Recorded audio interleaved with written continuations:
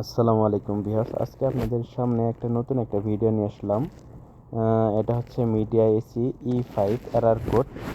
এখন আমি ছাদে চলে আসছি, নিচে কোনো সমস্যা নাই। নিচে অনেক দেখলাম যে নিচের সার্কিটে কোনো সমস্যা নাই। সমস্যাটা হচ্ছে উপরে। দেখেন আমি উপরে চলে আসছি, কভার খুলে ফেলছি। এখন কন্ট্যাক্টর যে আছে এটার লাইনটা খুলে ফেললাম যাতে এসিটা অন না হয়। এখন এটা হচ্ছে ডাইরেক্ট লাইন, এর কারণে আমি এই কন্ট্যাক্টরের লাইনটা খুলে নিলাম। এখন যে ক্যাপাসিটার যে আপনার ইগুলো আছে, তারগুলো আছে, এইগুলো আমি সব খুলে নিব। দেখেন একে একে সব খুলে নিচ্ছি ক্যাপাসিটারের তারগুলা। দেখেন হাতে ধরে নিচ্ছি যাতে বডিতে না টাচ হয়। বডিতে যদি টাচ হয় এটাতে কারেন্ট আছে তারে, এর কারণে আমি আরেকজনকে বললাম যে আপনি তারগুলা ধরে থাকেন। এই দেখেন এই যে ক্যাপাসিটারটা কিন্তু ফুলে গেছে। ক্যাপাসিটারটা দেখেন ফুলে গেছে, এর কারণে আমি ক্যাপাসিটারটা বাদ দিয়ে দিলাম।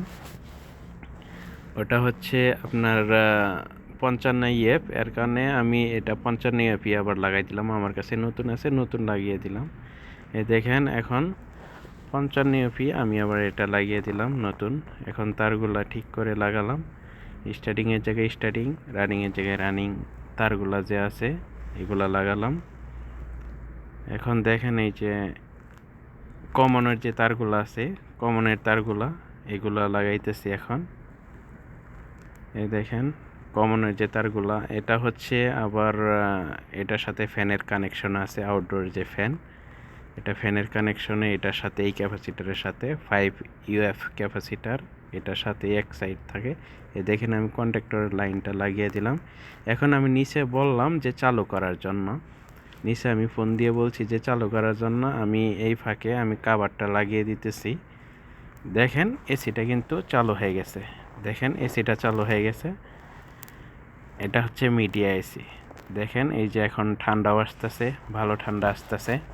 আগে কিন্তু এসিটা চলতো না ক্যাপাসিটার সমস্যার কারণে।